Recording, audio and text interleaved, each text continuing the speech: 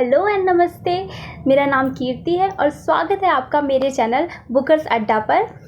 तो आज मैं आपको हिंदी साहित्य की एक अमर रचना निर्मला के बारे में बताऊंगी, जिसे लिखा है मुंशी प्रेमचंद जी ने। और मुंशी प्रेमचंद जी ने इस किताब को 1927 में लिखा था, लगभग 90 साल पहले। हमारी जो जनरेशन है वो हिंदी किताबों से ज़्यादा इंग्लिश किताबें पढ़ना प्रेफर करती है। हिंदी भाषी होने के नाते हमें हिंदी किताबें भी पढ़नी चाहिए, क्योंकि इनसे हमें पता चलता है ना कि हमारे जो लेखक थे वो कैसे लिखते हैं, किस भाषा में लिखते हैं, किस तरह लिखते हैं। तो मुंशी प्रेमचंद की जो भाषा है वो बहुत ही एक तरह से जैसे गांव की लैंग्वेज होती है, सेम वैसी लैंग्वेज है उनकी। और वो हर एक किताब आप उनकी उठा के देख लीजिए, गबन देख लीजिए, गोदान देख लीजिए, निर्मला देख लीजिए, ईदगाह तो आपने बचपन में ही पढ़ी होगी। तो उन सब में आप लैंग्वेज देख सकते हैं, जिस तरह गांव में बोला जाता है, उस टाइम के लोग जिस तरह बात करते थे, जिस तरह रहते थे, उसका पूरा एकदम अच्छे से बताते हैं वो कि कैसे था, क्या था।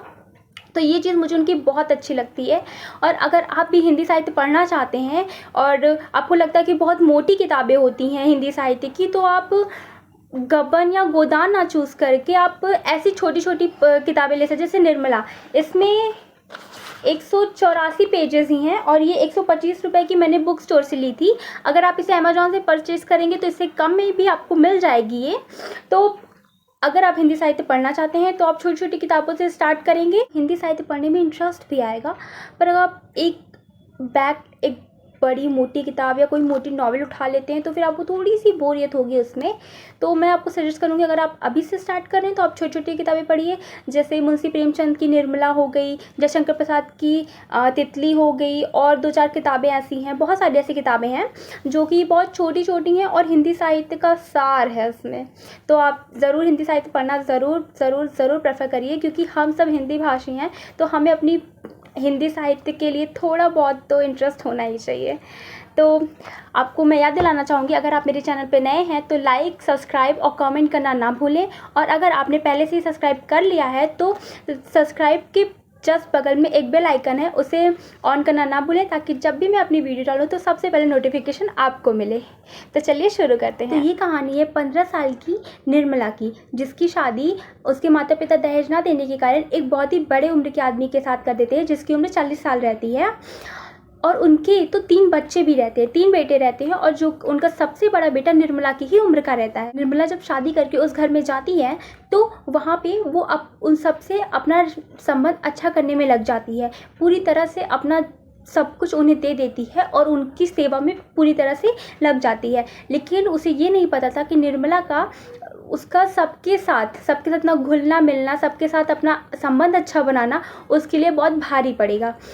तोता मुंशीराम को ये लगता है कि उनकी बीवी यानी निर्मला और उनके सबसे बड़े बेटे मनसाराम के बीच में कुछ चल रहा है, और इसी बिनाम पर वो अपने बेटे को हॉस्टल भेज देते हैं। जब उनके बेटे को ये पता चलता है कि उनके पिता उनकी माता और उनके बारे में इतना गलत सोच रहे हैं, तो उससे वो एकदम परेशान हो जाते हैं और उनकी तबीयत बहुत ज़्यादा ख़राब हो जाती है। इसके चलते उनकी मृत्यु भी हो जाती है। मुंशी तोताराम इससे उभर ही भी नहीं पाते हैं कि उनके दूसरा बेटा भी आत्महत्या कर लेता है। इसी तरह धीरे धीरे उनका पूरा परिवार टूट जाता है और अंत में निर्मला भी अपने प्राण त्याग देती है। और ये कहानी एक सैड स्टोरी है, एक मार्मिक कहानी है। तो इसमें मैंने जितना भी पढ़ा मुझे इतना ही समझ में आया कि हाँ, किसी को भी मिसअंडरस्टैंड करना कितना आसान होता है।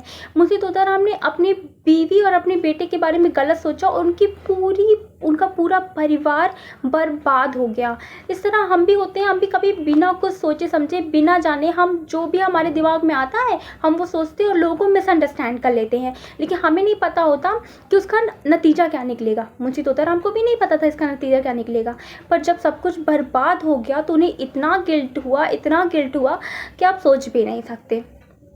उसी तरह हम भी कभी ये होता है कि हम भी लोगों को मिसअंडरस्टैंड कर लेते हैं, और जब हमें बाद में पता चलता है कि हमारी गलती थी तो हमें भी बुरा लगता है। तो मैं आपसे इतना ज़रूर कहना चाहूँगी कि जब भी आप किसी को मिसअंडरस्टैंड करने वाले हो तो एक बार उसकी कंडीशन और सिचुएशन ज़रूर समझें। अगर आप हिंदी साहित्य पढ़ने की शुरुआत करने जा रहे हैं तो इस बुक को ज़रूर पढ़िएगा। ये मुंशी प्रेमचंद की बुक निर्मला है और मैं चाहूँगी कि आप इसी बुक को पढ़ें और मुझे ज़रूर बताएं कि आपको ये बुक कैसी लगी। Thank you for watching. Bye bye.